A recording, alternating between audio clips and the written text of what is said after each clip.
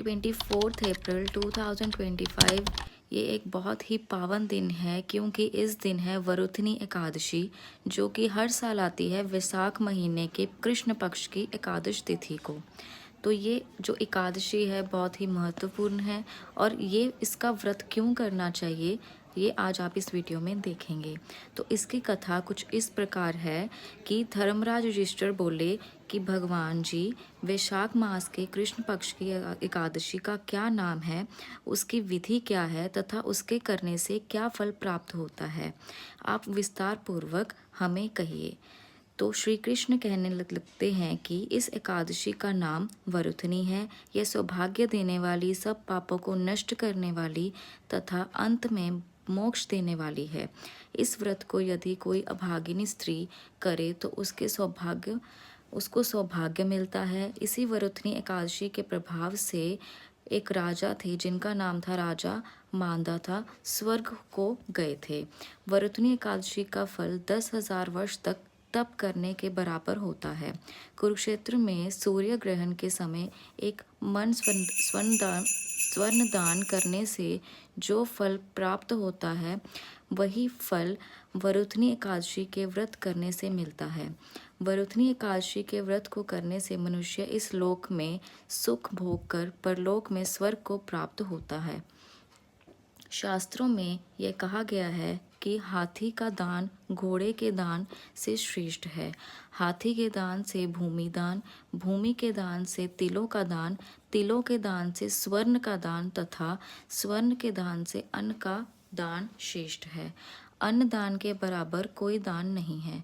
अन्न दान से देवता, पितृ और मनुष्य तीनों तृप्त हो जाते हैं। शास्त्रों में इसको कन्यादान के बराबर भी माना गया है। वरुथनी एकादशी के व्रत से अन्नदान तथा कन्यादान दोनों के बराबर फल मिलता है। जो मनुष्य लोभ के वश हो कन्या का धन लेते हैं, वह प्रलय काल तक नरक में वास करते हैं या उनको अगले जन्म के बिलाप का जन्म लेना पड़ता है।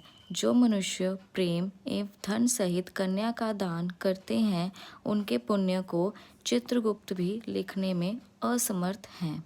जो मनुष्य इस वरुथनी एकादशी का व्रत करते हैं, उनको कन्यादान का फल भी मिलता है।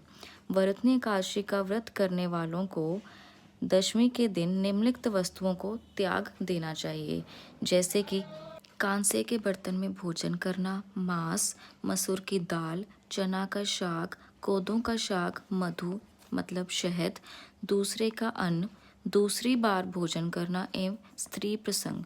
व्रत वाले दिन जुआ नहीं खेलना चाहिए तथा शयन भी नहीं करना चाहिए। उस दिन पान खाना, दातुन करना, दूसरे की निंदा करना तथा चुगली करना एवं पापी मनुष्यों से बातचीत करना सब त्याग देना चाहिए।